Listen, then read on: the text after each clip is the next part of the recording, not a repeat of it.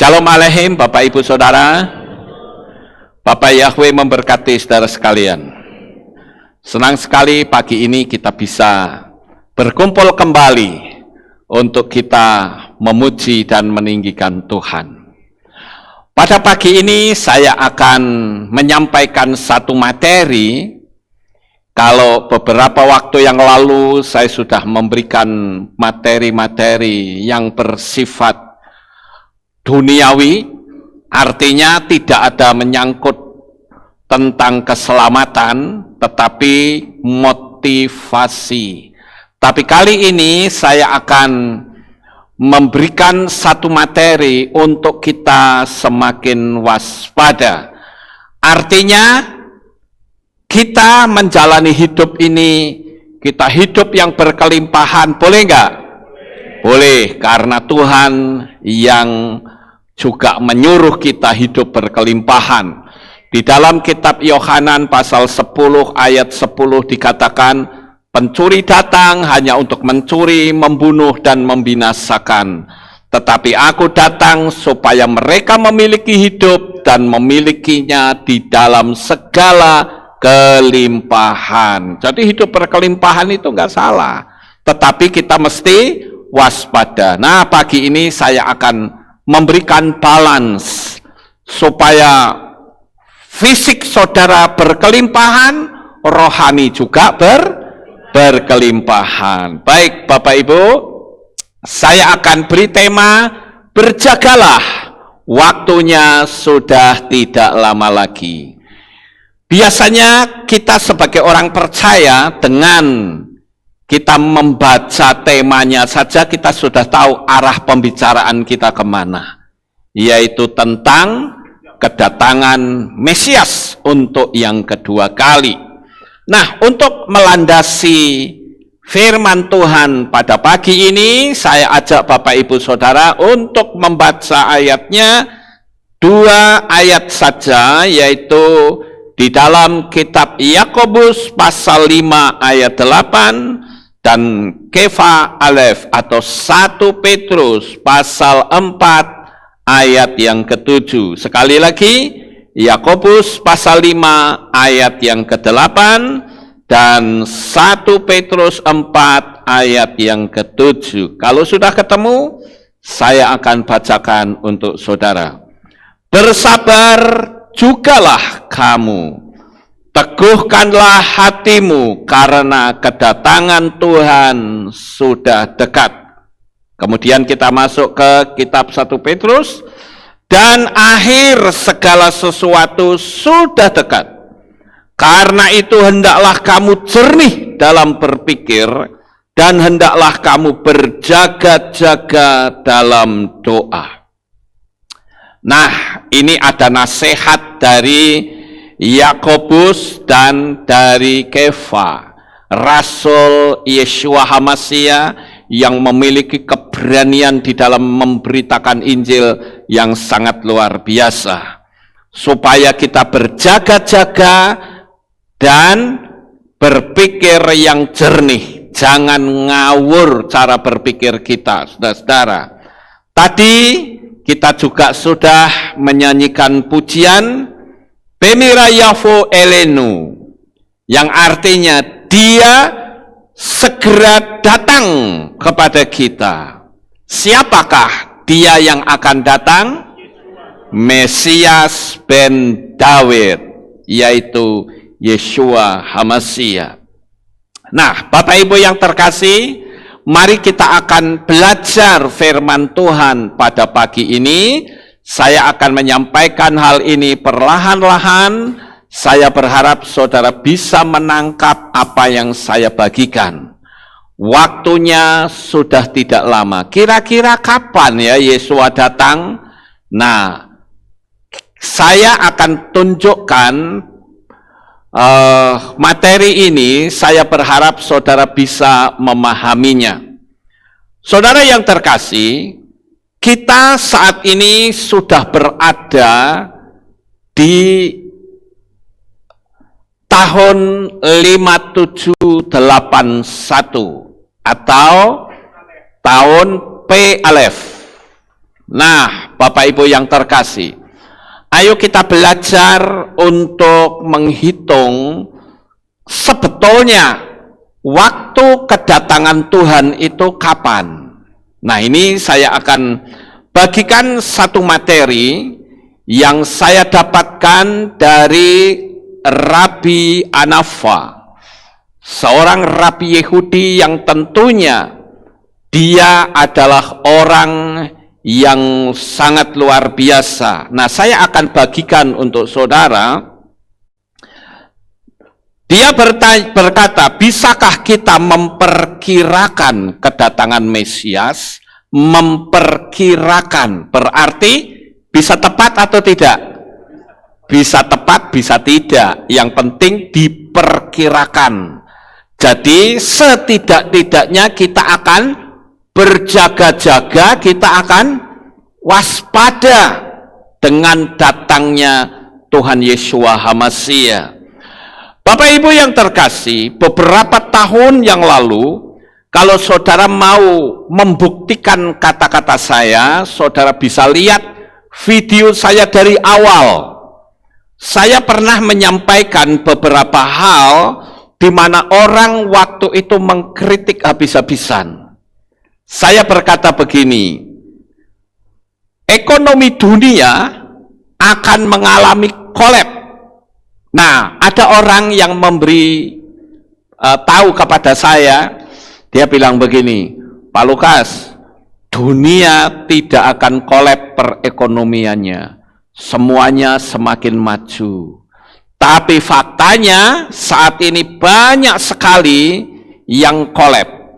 Saya bahkan diberitahu, diberi video, cuman saya baru ingat tadi tentang seseorang yang naik mobil, dia memasuki pertokoan, saudara, bagian bisnis-bisnis besar di Malaysia, dan di situ terpasang spanduk banyak sekali, hampir seluruh kompleks itu berisi spanduk dengan berkata dijual, dijual, banyak sekali. Cuman sayang sekali videonya saya lupa untuk mendownload, nanti saya akan coba cari ketemu atau tidak. Itu orang naik mengendarai mobil, dia cerita, ini lihat kondisi keadaan di Malaysia. Itu masuk ke pertokoan tempat usaha-usaha besar, itu di situ banyak sekali spanduk-spanduk, Bapak Ibu. Nah, ketika saya berkata, dulu ya, saudara bisa lihat video saya. Orang mengatakan, oh nggak mungkin ekonomi itu bisa kolaps. Tapi faktanya, sekarang banyak yang kolaps bukan, saudara-saudara? Hanya karena digoncang oleh satu oknum saja. Kemudian, dulu saya juga pernah berkata, akan tiba waktunya bahwa kita tidak bisa lagi beribadah seperti ini. Itu sudah terjadi belum? Sudah terjadi. Ya. Dulu pernah juga ada orang yang berkata begini sama saya, enggak mungkin Pak, kalau Bapak ngomong seperti itu di negara komunis oke, tapi kalau di negara Indonesia mana bisa, kan gereja resmi. Tapi faktanya bisa nggak tutup semua? Bisa. Waktu yang lalu semua kegiatan gereja di dunia ini tutup semua. Mungkin saya bisa mengatakan seluruh kegiatan keagamaan berhenti total. Kita sudah tidak bisa beribadah bersama seperti saat ini. Saat kita beribadah seperti sekarang pun dibatasi, saudara-saudara. Duduknya saja anggang-anggang seperti sekarang. Ya toh? Nah, pagi ini saya akan memberitahukan kepada saudara sekalian bahwa Yeshua akan datang kembali dengan waktu yang lebih cepat dari apa yang bisa kita perkirakan. Nah, sekarang kita akan belajar menghitung seperti yang diajarkan oleh Rabi Anafa. Rabi Anafa ini tentu saja dia sudah percaya kepada Yeshua. Kenapa? Karena dia menghitung akan kedatangan Mesias, walaupun mereka menganggap Mesias itu bukan Mesias Yesua yang dulu, tetapi dia yakin akan datangnya Mesias ke dalam dunia ini. Nah, sekarang saudara-saudara, perhatikanlah manusia pertama. Manusia pertama itu bernama siapa? Adam. Adam itu ditulis dengan 3 huruf Ibrani, Alef, Dalet, dan Mem. Ingat baik-baik. Alef, Dalet, dan Mem. Huruf-huruf ini menyatu dengan Adam dan terbagi juga dengan Raja Daud. Adam, saudara-saudara, itu seharusnya hidup bisa 1000 tahun atau 1 harinya Tuhan. Bahkan bisa hidup selamanya. Saudara ingat pada waktu Bapak Yahweh menciptakan Taman Eden dan Adam ditempatkan di situ, Bapak Yahweh berkata apa? Semua buah pohon dalam taman ini boleh kamu makan buahnya, tetapi buah pohon pengetahuan baik dan jahat janganlah engkau memakannya, sebab pada hari engkau memakannya pastilah engkau akan mati.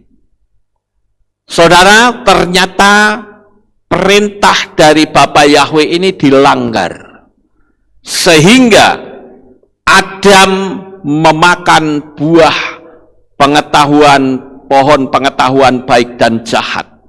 Mungkin ada orang yang berkata begini, loh, buktinya Adam tidak langsung mati. Betul, Adam tidak langsung mati. Kenapa? Karena yang dimaksud oleh Bapa Yahweh, pada hari engkau memakannya, pastilah engkau mati. Kata hari di situ bukan harinya manusia, tetapi harinya Tuhan. Firman Tuhan katakan 1 hari bagi Tuhan itu sama dengan 1000 tahun bagi manusia. Sekarang pertanyaannya, saya menyampaikan ini, saudara bisa paham? Bisa diikuti ya? Saya akan sampaikan pelan-pelan. Jadi sekali lagi, pada waktu Bapak Yahweh berkata, pada hari engkau memakannya, pastilah engkau mati. Saudara yang terkasih, seharusnya hari engkau mati berarti kan cuma 1 hari, 1000 tahun, betul enggak? Tetapi ternyata umur Adam tidak sampai 1000 tahun. Masih ingat berapa umurnya? 930, ya, 100 untuk Brisco. Hebat, saudara-saudara.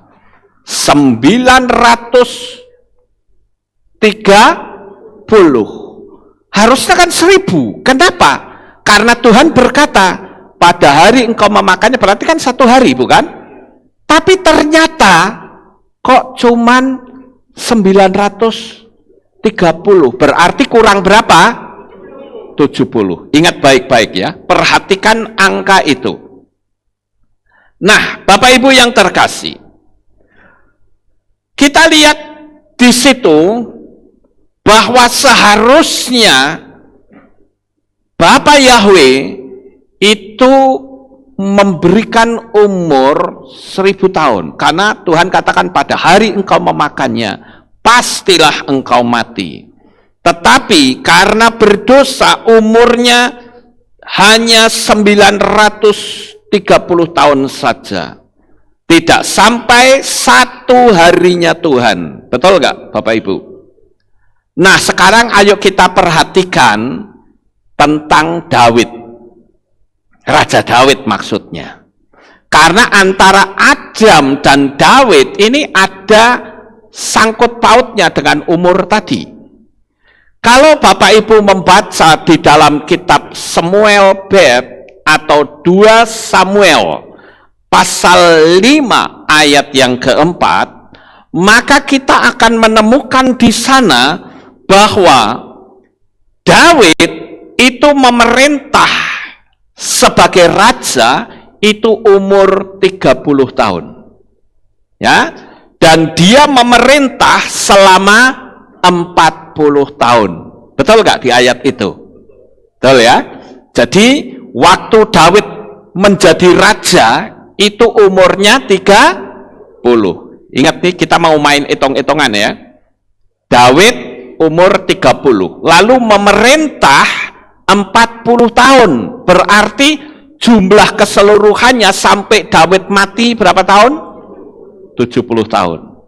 Tadi Adam seharusnya berumur 1000, tapi 930. Jadi tinggal berapa? 70. Sekarang pertanyaannya, kenapa umur Daud kok 70 tahun? Nah, Bapak Ibu yang terkasih, karena itu ada sangkut pautnya. Perhatikan di sini. Adam, Alef, Dalet, Mem. Nah, ternyata Alef, Dalet, Mem ini itu berbicara dari Adam sampai Mesias. Saya ulang, Adam itu tulisannya Alef, Dalet, Mem. Nah ini, Alef, Dalet, Mem itu menjadi nama depan, satu inisial kode rahasia. Alef ini tetap Adam, Alef, Dalet, Mem, tetap Adam. Sekarang Dalet itu mewakili nama Daud. Dalet, wow, Dalet itu membacanya Daud. Nah, kemudian Mem itu Mesias. Mem, Shin, Yod, Het. Kita kenal kata Yeshua, Yod, Shin, Waw, Ayin. Ya, He itu adalah kata sandang. Mesiasnya adalah Mem, Shin, Yod, Het. Ya, Bapak Ibu, sampai di sini saudara bisa paham? Jadi, tiga nama ini itu mewakili kata Adam. Tadi Adam berumur berapa? 930. Sedangkan Daud berumur berapa? 70 tahun. Itu klop bukan? Ya. Nah, sekarang dari masa Adam Rishon atau manusia pertama sampai pemerintahan Raja Daud, kalau dihitung menurut penanggalan Ibrani jumlahnya adalah 2891. Sekali lagi saya ulang. Dari masa Adam Rishon atau manusia pertama sampai pemerintahan Raja Daud, maka akan kita temukan angka 2891 yang merupakan titik tengah era mesianik untuk berakhir. Ketika kita mengambil angka ini dan menggandakannya untuk menemukan titik akhir, kita akan sampai pada angka 5782. 5782 itu artinya apa, saudara? Tahun depan. Betul nggak? Sekarang kita ada di 5781. Nah, kalau kita hitung, maka kita akan menemukan 5782. Dan angka ini akan sampai kepada perayaan Yom Teruah di tahun Gregorian 2021. Sampai di sini masih bisa saudara tangkap? Kalau kita menggunakan logika, ini cocok banget saudara-saudara. Antara umur Adam, pemerintahan Raja Daud, perhitungan antara jumlah tahun dari Adam sampai Daud itu sudah jelas. 2891. Dan Bapak Ibu, bukan suatu kebetulan bahwa tahun-tahun ini itu selaras dan sangat sempurna. Jika kita mengambil tahun 2021, ya, jika angka ini dijadikan 1 digit, maka kita akan menemukan angka 5 yang merupakan angka penebusan. Angka 5 menurut pola Ibrani adalah angka penebusan. Ini dibaca apa? Hagoelah. Hagoelah itu penebusan. Kalau saudara mungkin kurang yakin, saudara boleh masuk ke Google Translate, tulis saja penebusan, nanti akan ketemu huruf ini, saudara-saudara. He, Gimel, Alef, Waw, Lamed, He. Nah sekarang, coba kita perhatikan, 2021 ya, 2 plus 0 plus 2 plus 1, sama dengan berapa? 5. Sekali lagi, 5 adalah angka penebusan. Perhatikan baik-baik. Dan 2021 itu tahun depan. Ya, saudara, 2021 itu tahun depan. Jadi kenapa orang-orang Yahudi itu memiliki sebuah pandangan bahwa angka 5 itu adalah angka penebusan.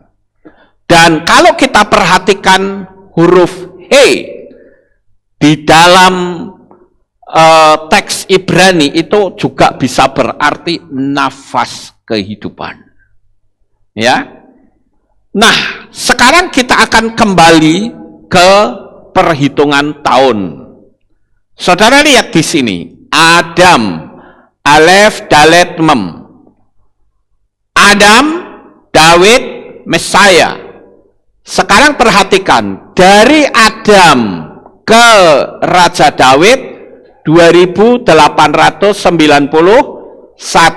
Dari Raja Daud sampai ke Mesias 2891. 2891 kali 2 dapat angka berapa? 5782 tahun. Berarti apa yang dikatakan banyak orang bahwa Mesias akan datang kembali dalam waktu yang sangat dekat, itu bisa terjadi. Tapi sekali lagi, saya tidak akan mematok tahun depan dia datang. Saya meyakini malam ini dia datang pun bisa. Sampai di sini paham, saudara? Bahkan ada seorang teolog yang berkata begini, ya yang dimaksud tidak tahu kehadirannya itu kan bukan tahunnya, tetapi hari dan jamnya. The days and hours. Hari dan jam. Kalau tahunnya bisa saja terjadi. Tetapi sekalipun banyak teolog yang mengatakan seperti itu, saya tetap akan berpatokan bahwa kedatangan Yesua itu tidak seorang pun yang tahu. Namun demikian, bukan berarti kita sembarangan. Waktunya sudah dekat. Kalau kita main hitung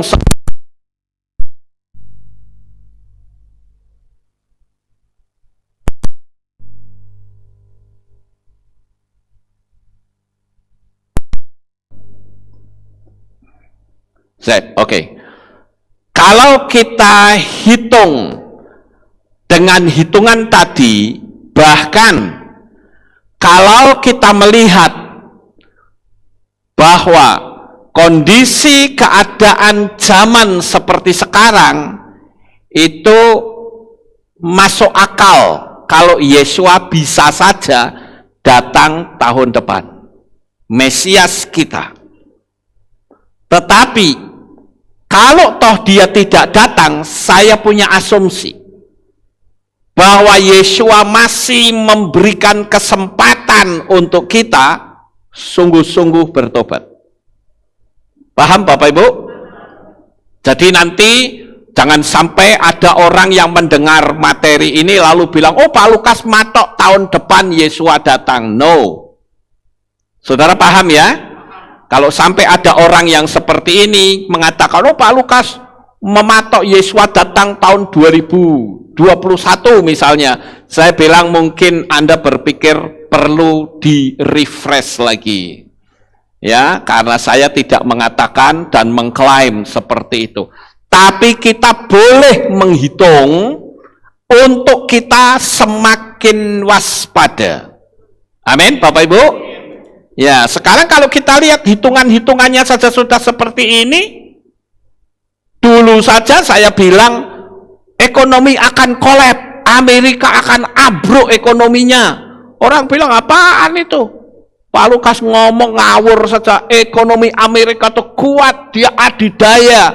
Tapi faktanya Amerika aja utang sama China. Ya kan? Kondisi ekonomi sekarang di Amerika berantakan sama sekali. Belum lagi kondisi-kondisi, kan nanti kita akan lihat apa saja nubuatan-nubuatan yang sudah digenapi. Dan saya katakan hampir semua nubuatan sudah tergenapi. Tidak ada yang belum, hanya tinggal sedikit saja. Dan itu pun sekarang sedang dalam masa penggenapan. Nah, Bapak Ibu yang terkasih, apakah tepatnya tahun 5782 atau di tahun Gregorian 2021 atau di tahun 2022? Karena itu kan ada tenggang waktu 1 tahun. Untuk tahun barunya kan 1 tahun, betul nggak saudara-saudara? Artinya di tahun yang akan datang, seperti sekarang ini kan tahun P Alef itu kan lamanya setahun, betul nggak? Ya kan? Nah nanti untuk tahun 2021 lamanya juga sampai 1 tahun. Nah Bapak Ibu, memang kita lihat hal ini masih misteri. Tetapi jika kita lihat banyaknya anak-anak kecil yang mendapatkan penglihatan tentang kedatangan Mesias, bisa jadi ini benar-benar nyata. Nanti di akhir khotbah saya akan putarkan video anak kecil yang mendapatkan penglihatan Bapa itu datang ke dunia ini. Makanya sekarang kan banyak sekali orang yang bilang apa? Yahweh dan Yeshua itu beda. Ya kan? Banyak kan pengajaran kayak gitu? Dengan berdalih teologi ya begini begitu. Saya bilang ini nggak benar, saudara-saudara. Tetapi dengan penglihatan anak kecil itu, maka kita bisa tahu yang datang ke dunia ini dalam wujud Yeshua itu siapa? Yahweh sendiri. Paham nggak Bapak Ibu? Karena sudah jelas dikatakan aku dan Bapa adalah satu, bukan pribadi yang berbeda. Ini pengajaran ini kuat sekali loh. Di luaran sana, Yahweh dan Yeshua beda. Makanya sampai ada orang yang keluar dari KPI karena menganggap Yeshua itu berbeda. Oh, saya bilang kalau begitu berarti bukan ehad dong. Karena kita nggak ngerti bahasa Ibrani sehingga menganggap Yahweh dan Yeshua itu beda. Makanya saya untuk mengilustrasikannya itu gampang, simple sekali. Kalau orang ngerti dunia alam supranatural, dunia alam roh, penerangan tentang keesaan Yahweh yang jamak, itu simple, gampang sekali. Saya ulang sedikit supaya saudara bisa paham. Pertanyaan tolong jawab dengan keras ya. Bapak Yahweh itu maha kuasa atau tidak? Maha kuasa. Bisa nggak dengan kemahakuasaannya dia menjadi sejuta fenomena? Bisa. Lah kalau bisa, apakah berarti pribadinya ada sejuta? Tidak, pribadinya cuma satu. Sekarang pertanyaannya, bisa nggak dengan kemahakuasaannya Bapak Yahweh berdialog dengan fenomenanya sendiri? Bisa? Sangat bisa. Simple sebetulnya. Bisa nggak Bapak Yahweh yang Maha Kuasa itu berubah menjadi asap? Bisa. Bisa jadi api? Bisa. Kalau nggak bisa kalah sama Banaspati, saudara-saudara. Loh ya, saudara pernah dengar setan api? Banaspati itu kan setan api, saudara-saudara. Dia bisa menjadi api. Mosok Bapak Yahweh jadi tiang awan dan tiang api? Tidak bisa. Tangan siapa yang menulis di dinding kerajaan Belshazzar? Itu tangan Yahweh. Ya, siapa yang berada di dapur perapian yang menyala-nyala? Yang pada waktu itu ada 3 orang, Sadrah, Mesah, dan Abednego, yang nama aslinya adalah Hananya, Misael, Azaria, ditantang untuk menyembah patung buatan Raja Nebukadnezar, dan dia bilang, aku tidak akan mau, karena aku hanya menyembah kepada Elohim yang Esa, yaitu Yahweh, dan dia yang akan menolong aku. Tetapi seandainya tidak, ini baru iman. Perlu tuanku raja ketahui bahwa aku tetap tidak mau menyembah kepada patung buatan tuanku raja. Saya yakin kalau Hananya, Misael, Azaria hidup di zaman sekarang, dia akan dikritik oleh pemimpin gereja. Dia akan berkata, kok susah amat sih wong sujud menyembah paling 1 menit. Setelah itu kita minta ampun. Kan Tuhan itu Maha Pengampun. Ya toh? Kan kebanyakan orang seperti itu, saudara-saudara. Suruh panggil Yahweh, nggak mau. Ya toh? Sudah jelas itu nama Bapa, nggak mau panggil. Nanti alasannya begini-begini. Oh, nggak apa-apa, ini buktinya saya tidak memanggil juga nggak apa-apa. Oh, kalau bicara nggak apa-apa, hari ini engkau berkata, aku anti Tuhan, saudara tetap aman. Tapi nanti kalau saudara mati, urusannya panjang. Paham nggak Bapak Ibu? Nah, jadi saya bisa katakan di sini bahwa Tuhan itu sangat luar biasa. Sampai anak kecil melihat Bapa itu datang ke dunia ini. Bapa akan datang ke dunia ini. Jadi orang berteolog macam apa, dunia alam supranatural lebih saya percayai. Gitu. Nanti kita lihat di video setelah saya selesai menyampaikan materi ini. Sekali lagi, ingat Bapak Ibu, saya tidak memastikan waktunya, tapi ini hanya untuk kita jaga-jaga agar kita menjalani hidup ini tidak ngawur. Amin? Oke, sekarang kita lanjut. Nubuatan yang telah digenapi. Ini saya kutip dari kitab Matius pasal 24.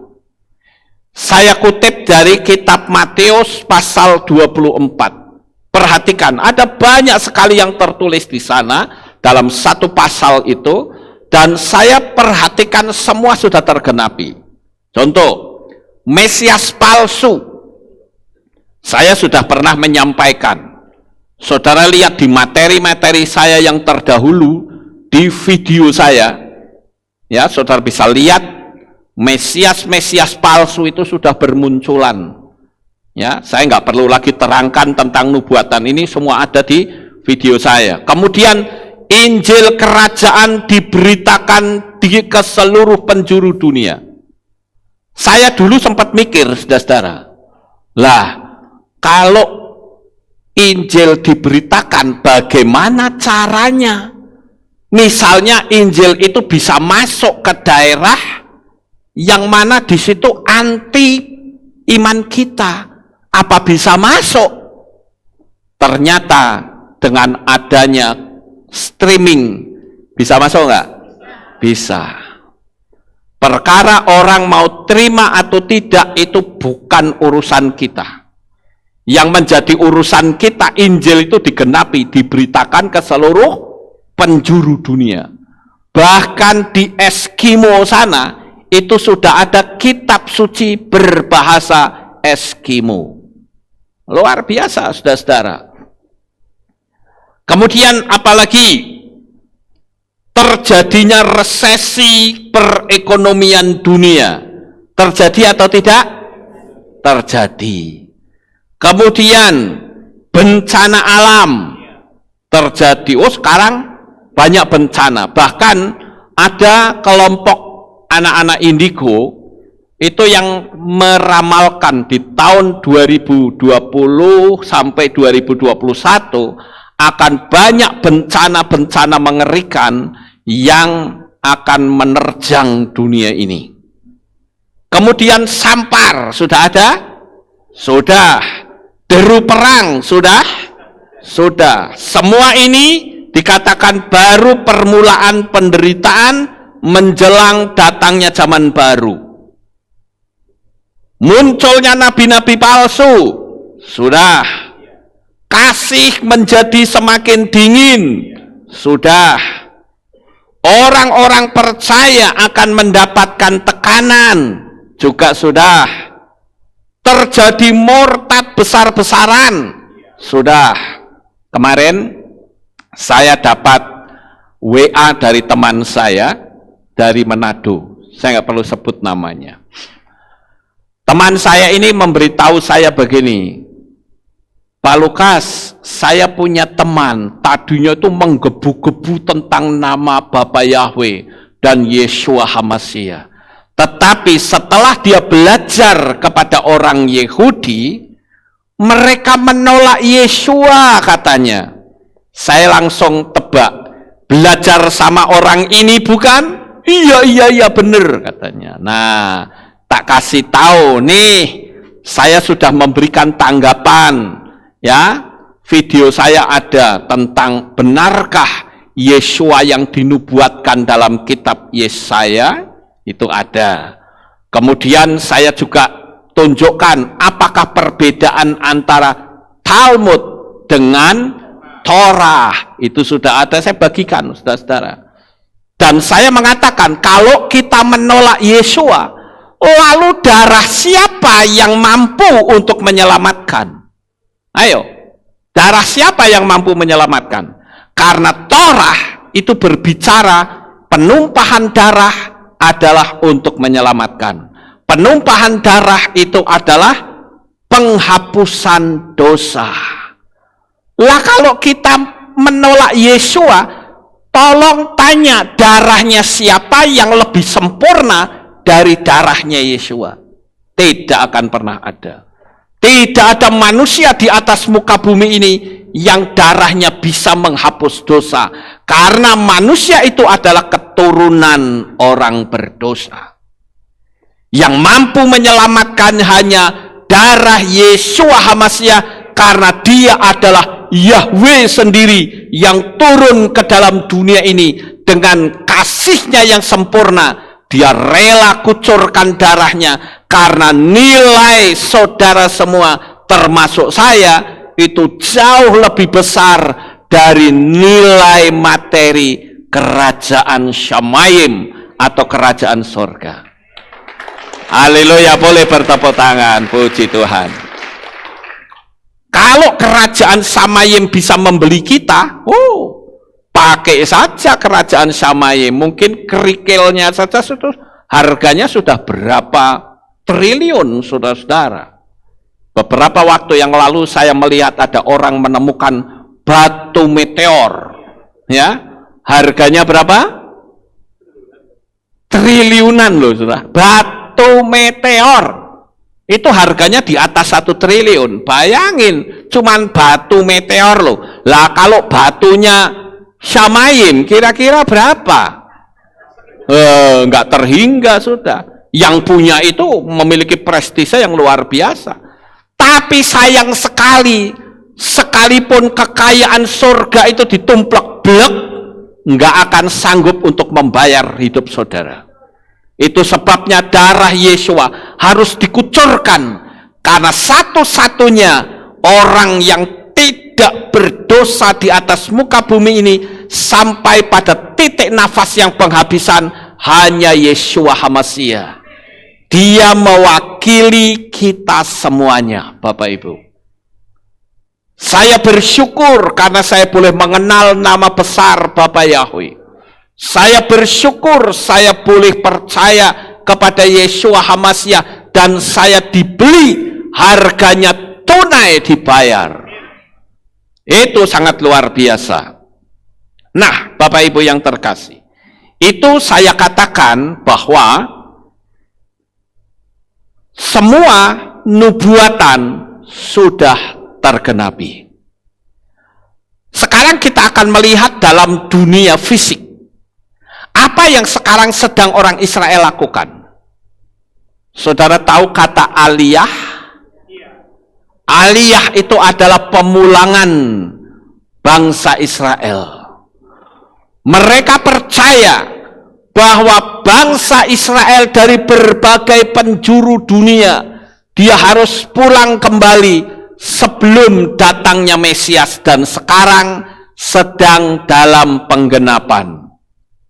Saudara lihat di situ, ya, orang Yahudi itu sedang menunggu datangnya Mesias. Sekali lagi, kalau saya sebut Mesias menurut pola Yahudi, itu beda dengan kita. Kalau kita, Mesiasnya sudah pernah datang 2000 tahun yang lalu. Sementara Mesias menurut orang Yahudi nanti, dialah yang akan menyatukan dunia ini. Jadi dia katakan sebelum Mesias datang, maka orang-orang Yahudi harus dipulangkan terlebih dahulu. Makanya mereka bikin pemukiman orang-orang Yahudi. Ini sebetulnya adalah untuk memfasilitasi dari aliyah, kepulangan orang-orang Yahudi dari seluruh penjuru dunia. Mereka difasilitasi oleh pemerintah. Ya. Dan kalau kita lihat visi yang pertama, aliyah. Kemudian aliyah itu kan pemulangan. Nah, setelah dipulangkan, mereka mau diapain? Dikasih rumah, Bapak Ibu. Makanya banyak pembangunan perumahan, khususnya di tepi barat. Makanya selalu terjadi konflik, orang-orang Palestina berontak karena mereka tidak dapat tanah, malah orang-orang dibangunkan dari berbagai penjuru dunia, mereka dibangunkan rumah, ya, diberi fasilitas secara lengkap. Ini luar biasa sekali, Bapak Ibu. Ini pun sudah tergenapi. Kemudian yang ketiga, apa yang akan dilakukan oleh bangsa Israel sekarang ini untuk mempersiapkan kedatangan Mesias? Dia harus memiliki bait suci. Sekarang bait sucinya tidak ada. Karena hancur pada waktu terjadi pemberontakan atau serangan dari Romawi tahun 70. Pada zaman itu dipimpin oleh Jenderal Titus. Sehingga obor itu dimasukkan ke dalam bait suci terbakar habis. Sehingga nubuatan Yesua yang berkata, nanti batu tidak akan bisa berdiri di atas batu yang lain, dan itu tergenapi. Karena ketika bait suci terbakar, saudara tahu, bait suci itu kan ornamennya banyak dari emas, saudara-saudara. Sehingga ketika terbakar kan itu emasnya meleleh. Nah, begitu suasana sudah reda, sudah tidak ada apinya, orang-orang di luar sana geruduk masuk, emasnya diteteli, saudara-saudara. Karena itu emas itu meleleh masuk ke sela-sela batu, diteteli, ditungkil sak batu-batunya, tepatlah nubuatan Yesua bahwa bait suci ini tidak akan ada batu yang berdiri di atas batu yang lain. Tepat sekali nubuatan Yesua.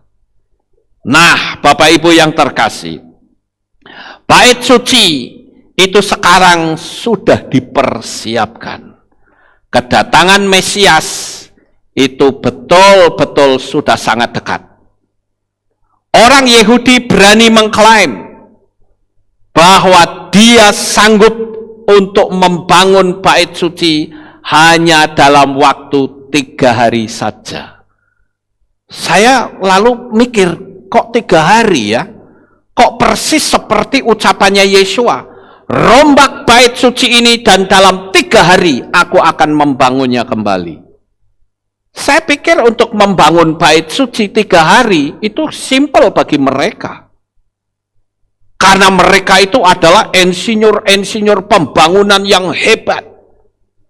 Dan kalau saudara ikut Israel beberapa waktu yang lalu, saudara masuk di situ betul-betul sudah dipersiapkan. Untuk membangun itu simpel sekali, saudara-saudara. Karena apa? Maketnya sudah ada, tempat-tempatnya juga sudah dipersiapkan. Dan saya tidak akan bicara ini karena saya pernah membicarakan beberapa waktu yang lalu. Saudara bisa lihat video-video saya yang lama. Nah, Bapak Ibu yang terkasih, di sini kita juga bisa menemukan bahwa agenda dari Yahudi itu betul-betul sedang ada di depan mata kita. Pembangunan bait suci itu sudah dipersiapkan. Bahkan peralatan bait sucinya yang tadinya pada hilang, termasuk tabut perjanjian pun sudah ketemu. Yang menemukan adalah seorang arkeolog yang bernama Ryan White. Ya. Nah, ini kita melihat bagaimana dahsyatnya nubuatan-nubuatan dari Yesua yang sedang dalam penggenapan. Dan yang terakhir adalah kuasai dunia ini dengan membentuk New World Order. Itu nanti akhirnya di situ. Sistem pemerintahan tunggal. Saudara bilang, Indonesia mana bisa? Itu kan kata kita. Ingat loh, Indonesia hutang sama IMF. Ya, semua sudah ada dalam penggenapan. Pemasangan microchip di mana-mana sudah mulai. Sekarang sudah mulai digiring masuk ke sana. Hati-hati. Coba saudara pergi ke bank atau pergi kemana-mana, mesti ada orang yang pegang termometer, walaupun sebetulnya itu bukan indikator untuk orang kena COVID atau tidak.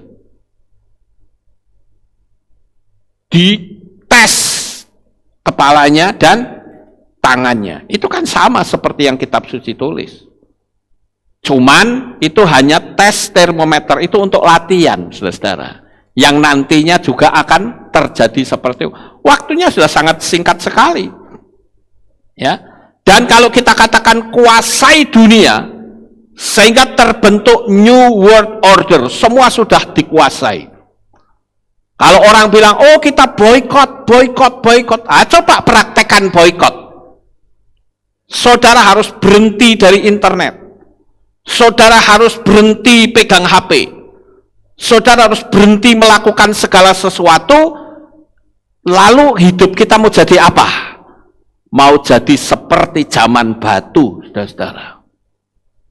Kalau orang berani ngomong boykot, fair, nah, dia harus hentikan pegang HP. Dia harus hentikan akses internet. Karena semua itu selalu ada kaitannya dengan Yahudi. Saudara yang terkasih, kita harus menyadari bahwa inilah waktu yang terbaik untuk kita membenahi kehidupan kita. Saya memberikan beberapa peringatan. Ayo, waktunya sudah sangat singkat. Bagi saudara yang belum dimeterai dalam meterai baptisan pembaharuan nama besar Bapa Yahweh, segera dibaptis. Mumpung masih ada kesempatan, saudara bisa datang ke Kehilat ini atau saudara ambil sikap untuk streaming. Jangan sampai saudara nanti menyesal di belakang hari. Kemudian, ayo jangan takut, apalagi sekarang sudah ada ibadah online. Kita bisa ibadah di rumah masing-masing bagi saudara yang di sana tidak ada tempat ibadah pengagung Bapa Yahweh. Saudara bisa ikutin streaming saya dari sini. Kemudian jangan saudara merasa aman karena saudara tidak terjadi apa-apa, merasa aman. Saya bilang saudara teriak anti Tuhan 10 kali sekalipun, saudara nggak akan mati kok. Saudara bisa ngomong, oh aku aman, aku teriak anti Tuhan juga aku nggak mati sekarang. Ya betul. Tapi nanti kalau saudara mati urusannya panjang. Paham nggak Bapak Ibu? Nah, kita juga lihat kalau jejak digital saja bisa dilacak, apalagi jejak hidup saudara. Bisa dilacak nggak? Bisa. Jadi dengan saudara baptis pembaharuan, semua jejak digital hidup saudara itu akan dihapus oleh darah Yeshua HaMashiach. Dan saudara mendapatkan pengampunan yang sempurna. Nah, sekarang kita lanjut Bapak Ibu. Ada orang yang menyaksikan, kalau saudara baca, ayo kita baca ya. Ayo supaya mantap. Kita baca kitab Matai atau Matius pasal 24.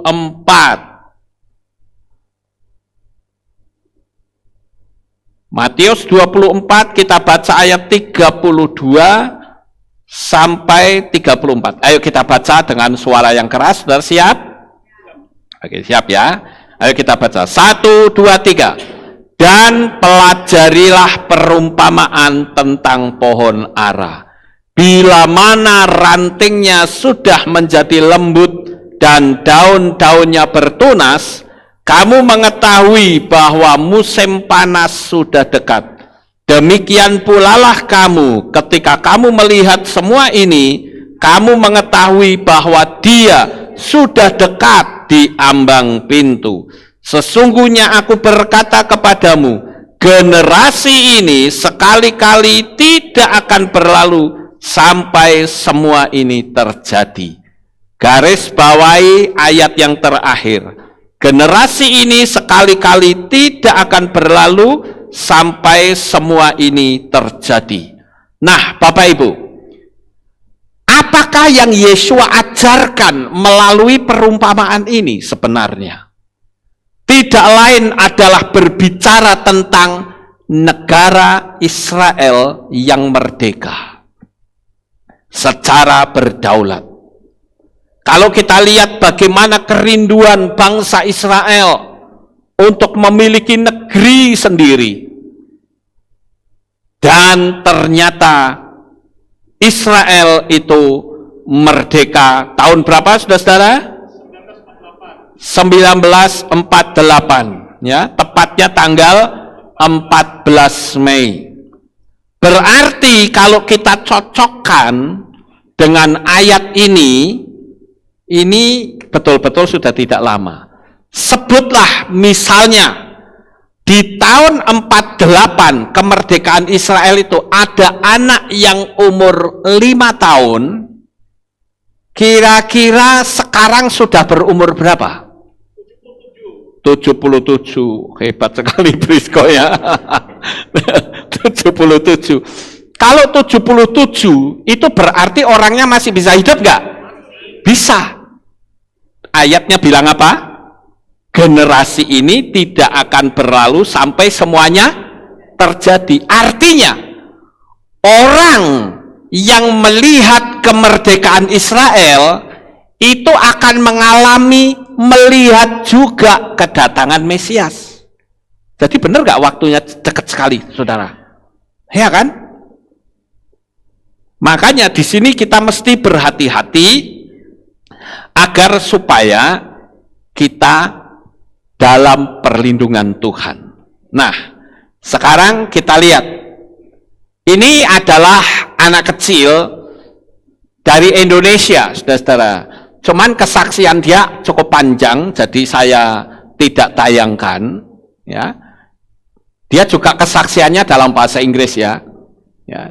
Oh, anak ini namanya Catherine. Nah, saya akan tunjukkan kepada saudara sekalian kesaksian dari seseorang anak ya, yang sampai nangis dia mendapatkan mimpi pengangkatan. Saya akan ceritakan sedikit saudara.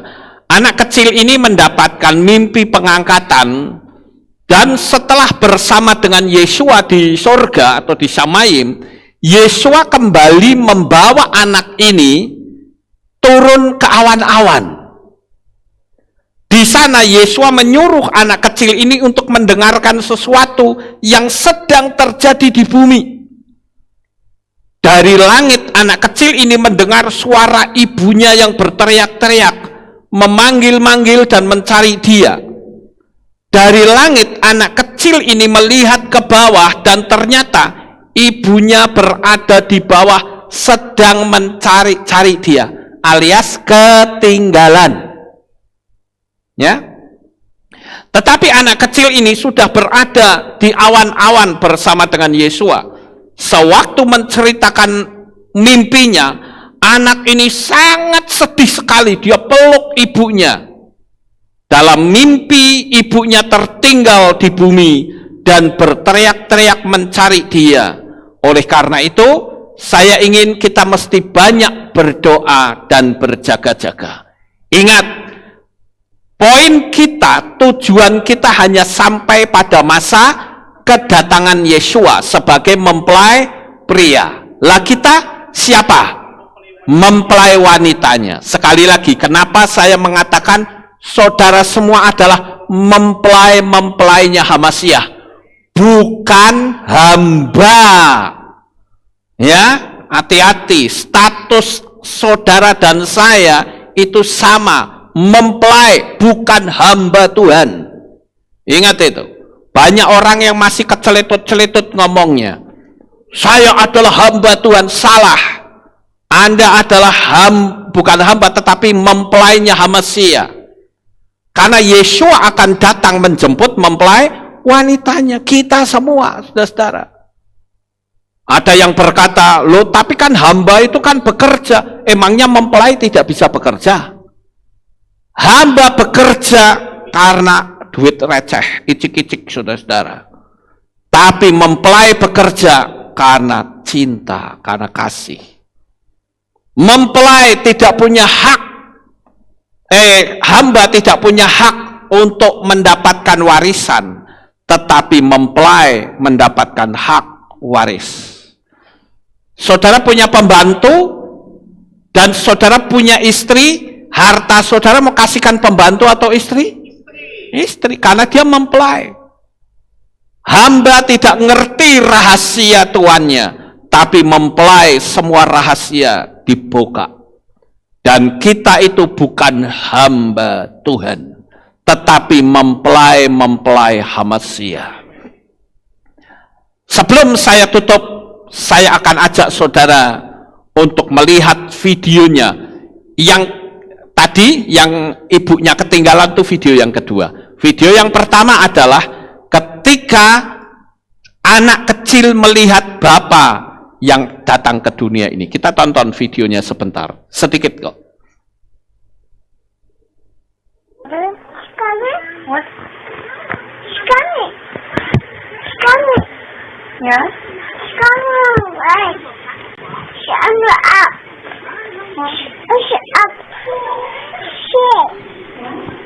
What?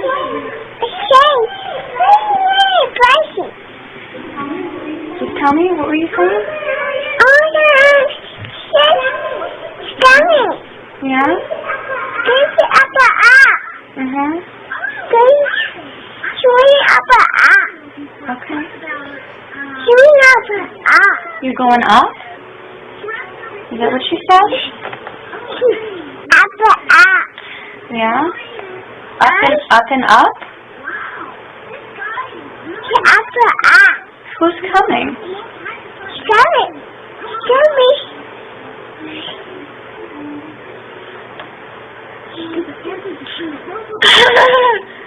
I love you, honey.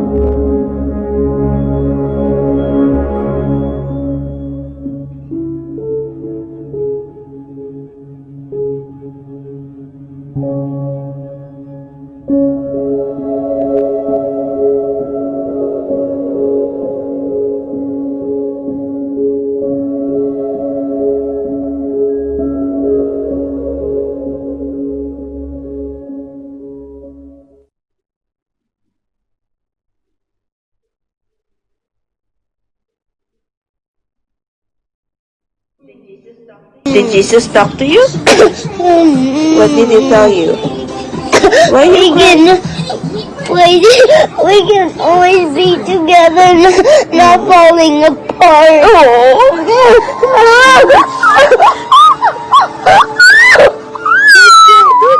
Jesus loves you, right? Yeah, but I feel bad. You feel bad? Why? Because? Why do you feel bad? Because I miss you. You miss Jesus too. Why do you feel bad? Huh? I just don't want to be a bad girl You don't want to be a anymore. bad girl. Oh, that's so nice, baby. That's so nice. I only want besito. What are you doing now? I just want to watch this. This is so precious. Baby. Don't cry. Jesus loves you. Jesus loves you, baby. I just feel bad not to. I know Jesus just not to be. Jesus not love me. He just love me because You want Jesus love you? He loves you. I just love it. You love him? Yeah. Because oh my gosh. Did he talk to you? Did you talk to him? Yeah, he said we will always be together again. Did you see it? Oh, this is stop crying now. Stop crying. Oh. I saw him saying that.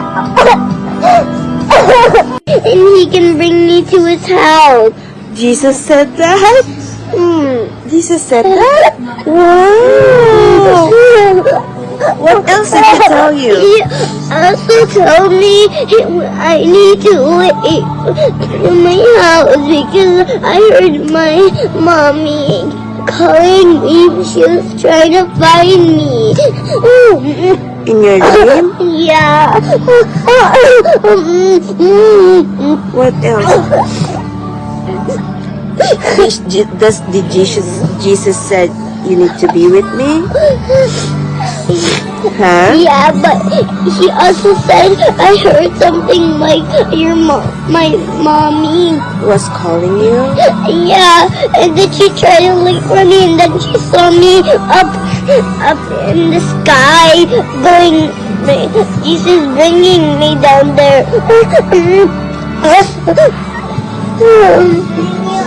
Why are you crying? Are you sad or are you happy?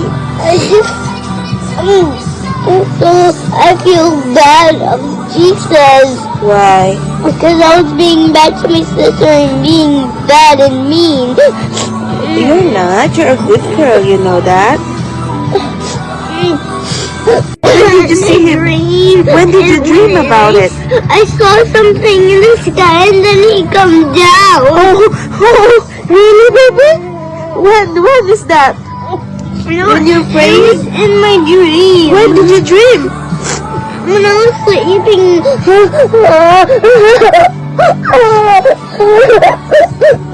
What did he tell you? We'll always be together and play again. Did he forgive you? Did Yeah. he say he loved you? Don't cry, no. You'll be fine. You'll be fine. You are lucky because you saw Jesus. You know you are lucky because you saw him. You are one of the luckiest person, baby. Don't cry anymore. You're not being a bad girl. Ya, sampai di situ dulu videonya. Nah, Bapak Ibu yang terkasih, apa yang bisa kita tarik kesimpulan dari video ini? Yang pertama, video pertama, saudara lihat tadi ada anak umur 2 tahun, namanya Lily. Dan anak itu dikatakan sama ibunya tidak pernah mengajarkan tentang rapture. Nggak pernah.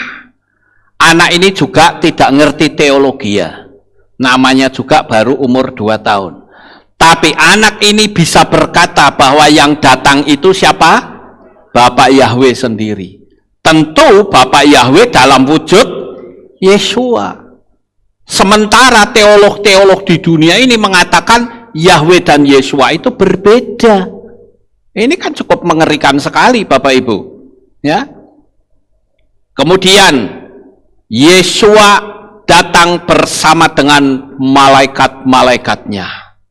Dan itu akan betul-betul tergenapi.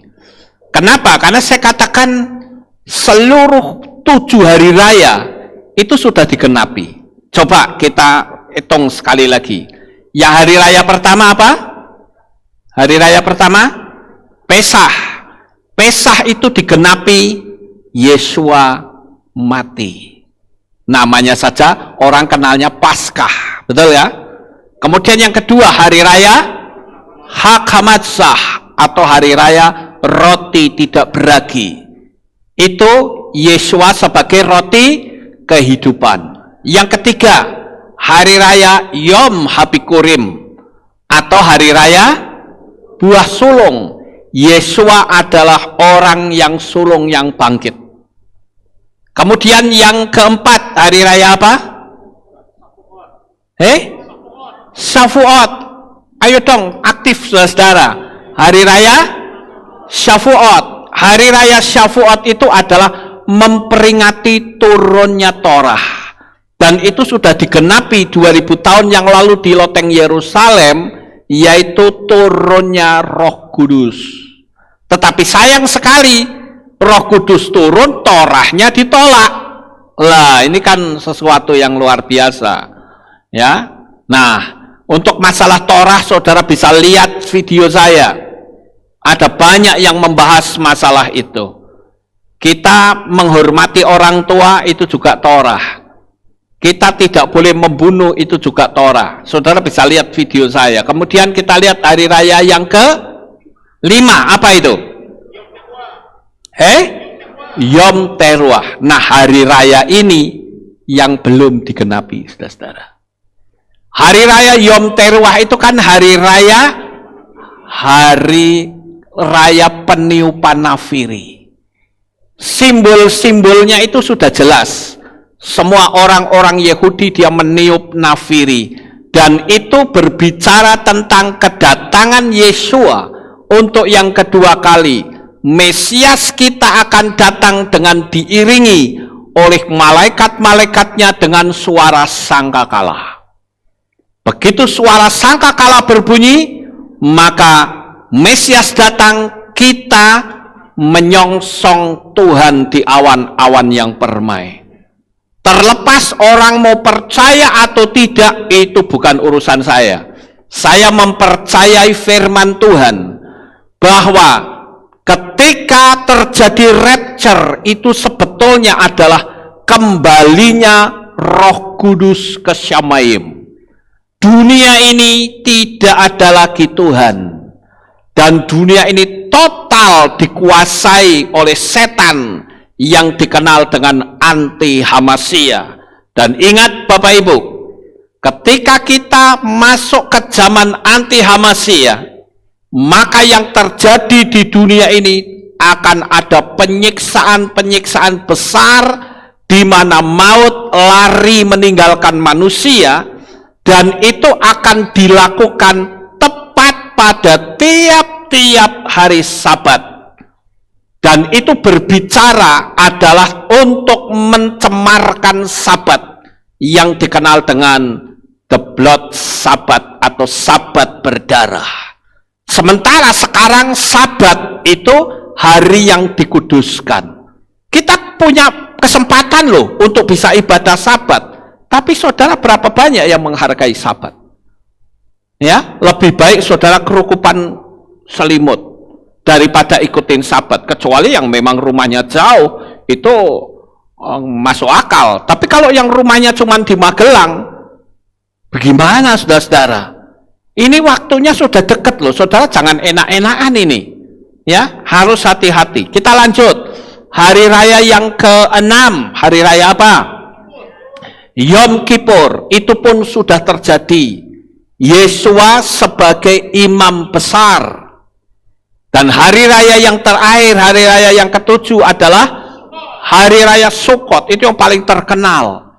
Dan di situ juga digenapi di mana Yesua lahir ke dalam dunia ini.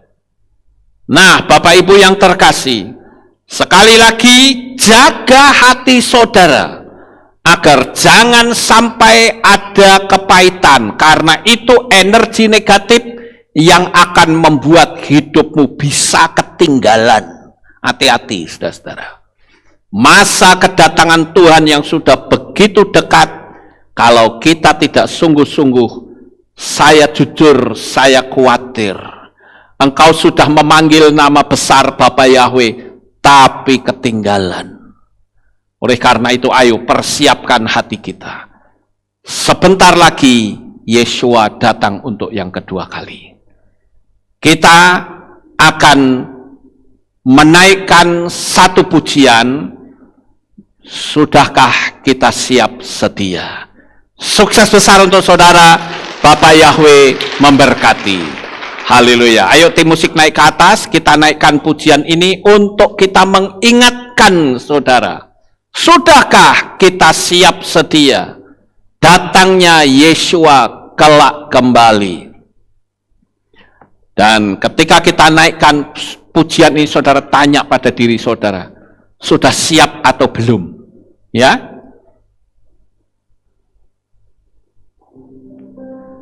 Sudahkah kita siap sedia menghadapi datangnya Yesua kelak kembali untuk mengangkat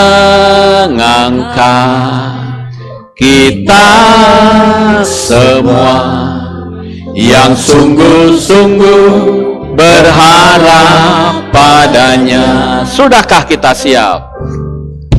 Sudahkah kita siap sedia menghadapi datangnya Yesua kelak kembali untuk mengangkat kita semua yang sungguh-sungguh berharap padanya. Mari kita sembah Yesua, Dia Raja, di hadapan tata kemuliaan yang kudus. Selama waktu ini masih ada, sembahlah Yesus selama-lamanya. Sekali lagi. Sudahkah kita siap sedia menghadapi datangnya Yesus telah kembali untuk mengangkat kita semua yang sungguh-sungguh berharap padanya.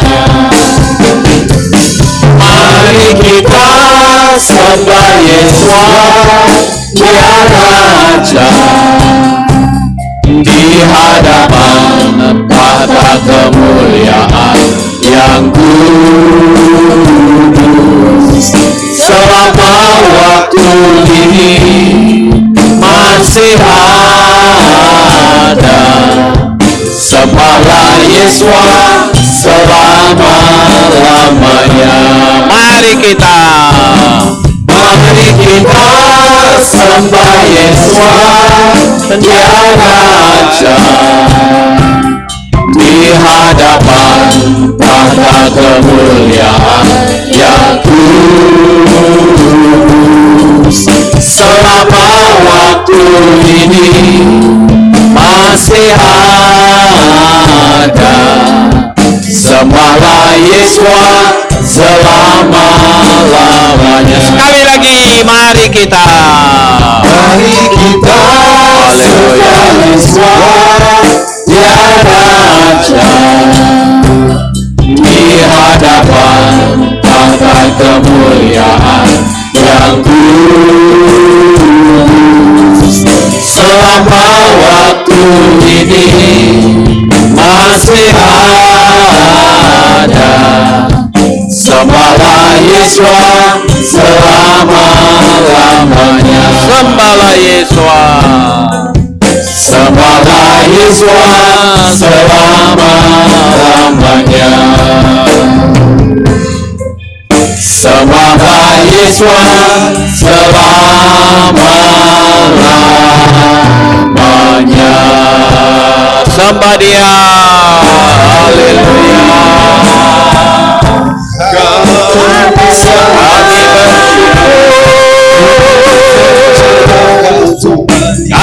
Kami memuliakan Engkau dan Bapa Yahweh.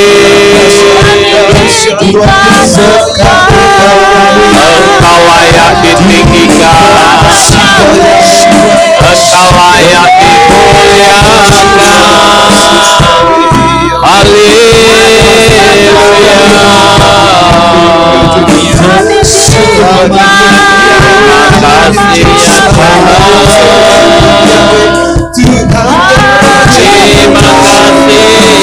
Bapa.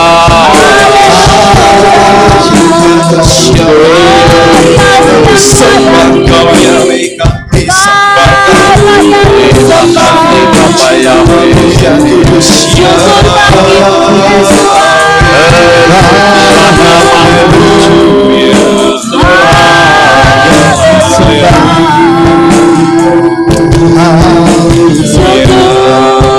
Kami bersyukur kepadamu ya Bapa Yahweh. Pada pagi ini kami bersama-sama telah mendengarkan renungan firman-Mu. Biarlah apa yang kami dengar kami boleh tanamkan di dalam hati kami, dan diberikan pula pemahaman dan kami melakukannya. Terima kasih Tuhan, tutup bungkus dengan kuasa-Mu. Di dalam nama Adonai Yeshua HaMashiach kami sudah berdoa. Semua yang percaya berkata amin. Amin. Haleluya. Kita akan dengar pengumuman.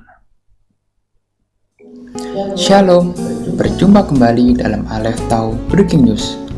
Berikut saya sampaikan pengumuman untuk minggu ini.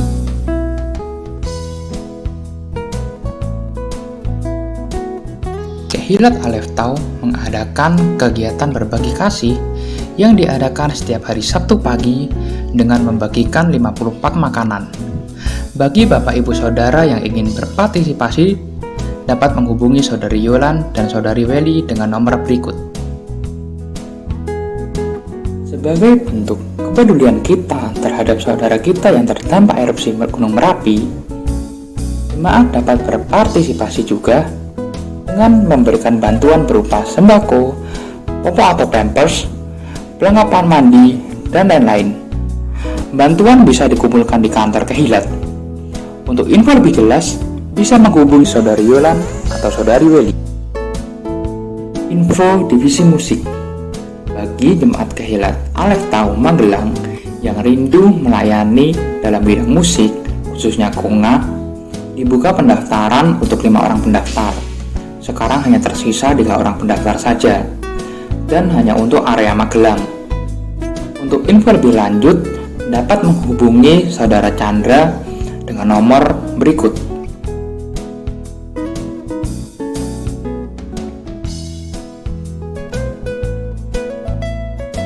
Demikian pengumuman untuk minggu ini.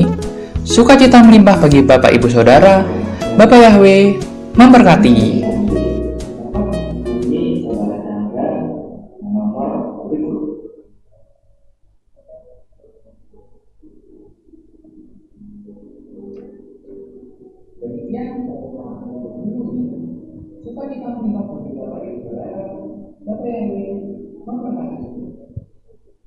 Amin. Ada pengumuman tambahan, Bapak Ibu, kita persilahkan untuk Bapak Iwan sebagai tim keamanan kita untuk menyampaikan pengumuman. Persilahkan, Pak.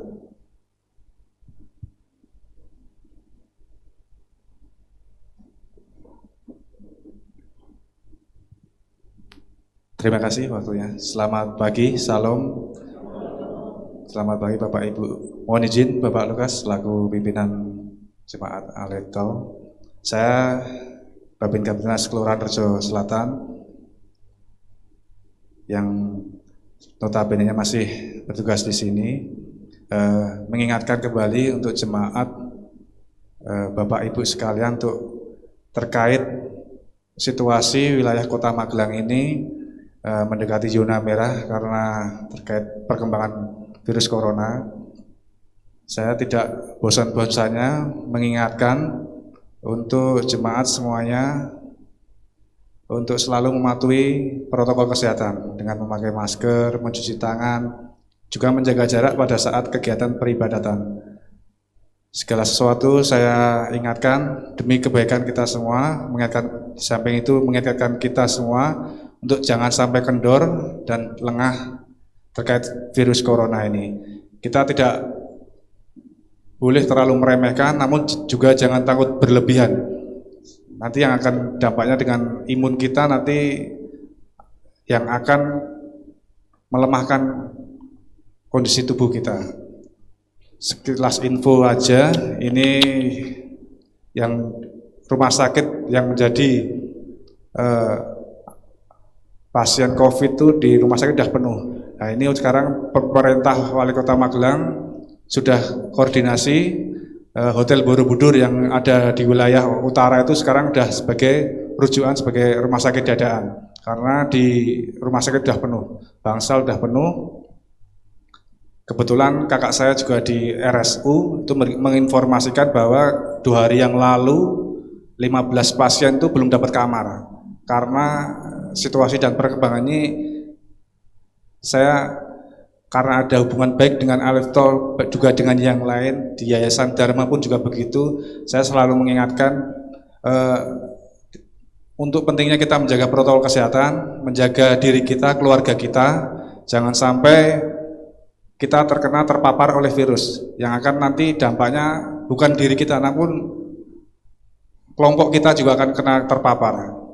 Sehingga saya tidak henti-hentinya mengingatkan untuk jemaat semua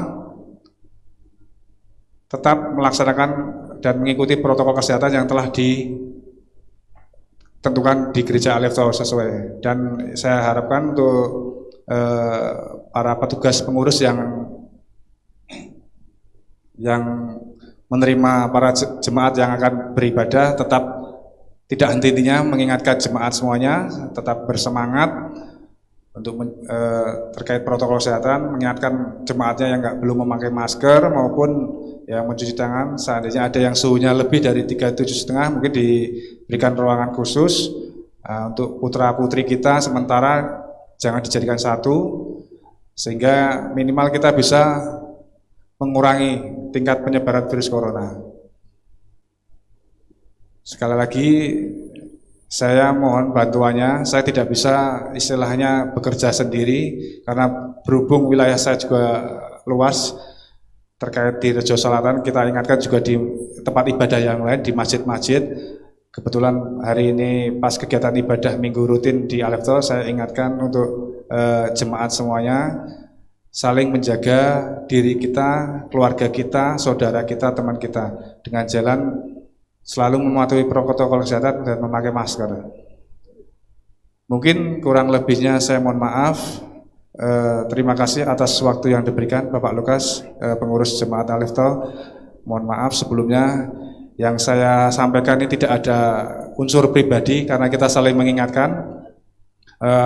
Hanyalah kita karena kita udah sering berkomunikasi, kita sayang dengan rekan-rekan jemaat semuanya, makanya kita saling mengingatkan karena betapa bahayanya virus corona.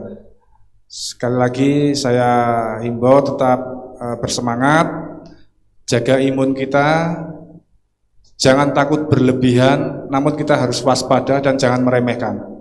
Mungkin kurang lebihnya mohon maaf, terima kasih. Selamat pagi.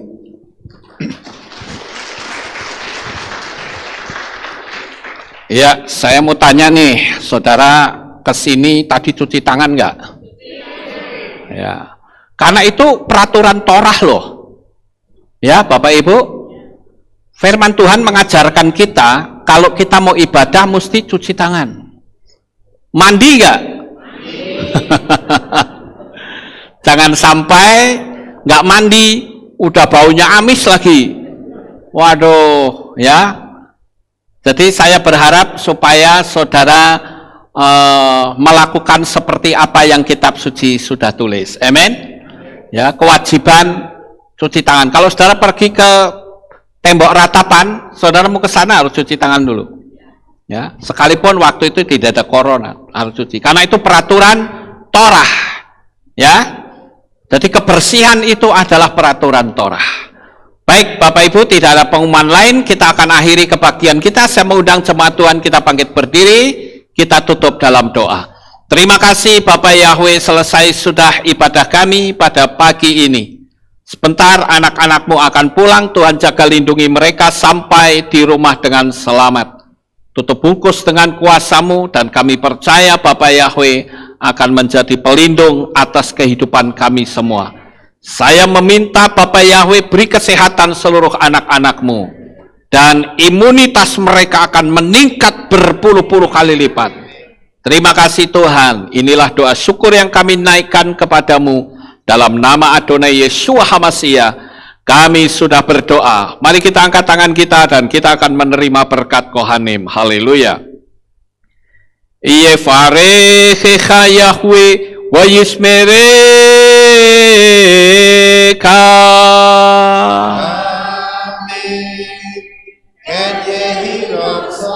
Yair Yahweh panau eleka wihuneka.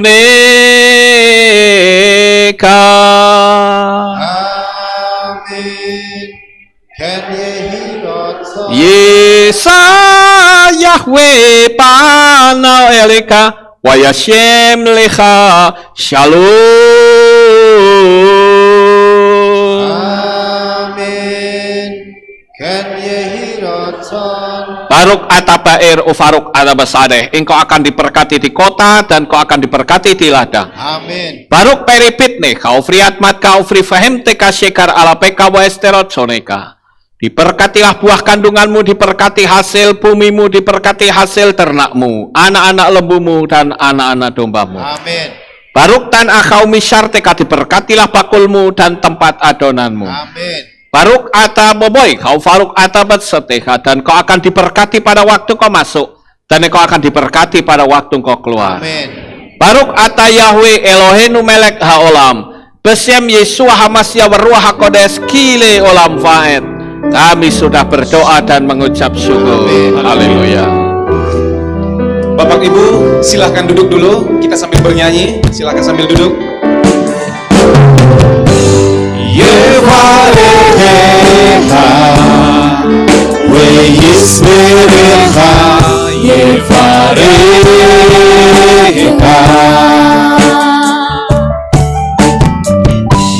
Yael Yahweh, Pandaweleha, Wikuneha.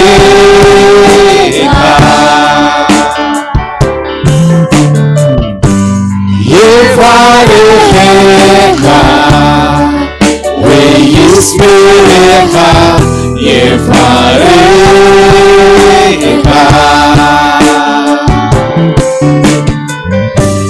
Yesayahweh,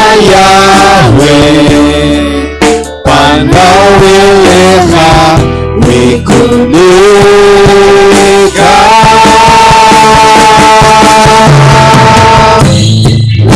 Weashemeka. Shalom, shalom. Weashemeka. Shalom, shalom. Yevareha, Weyismereha, Yevareha. Bapak Yahweh memberkati Bapak Ibu Saudara semua.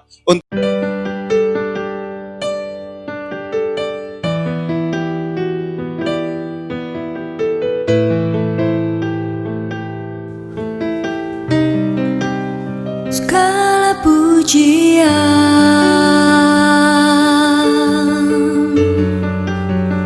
hanya untuk-Mu Tuhan,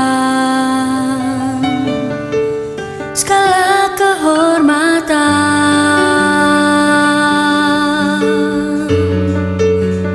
juga punya-Mu Tuhan. Dari puncak tertinggi sampai lembah terlandai,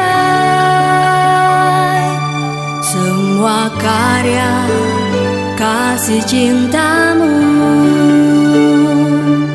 sujud menyembah Sang Maha Pencipta.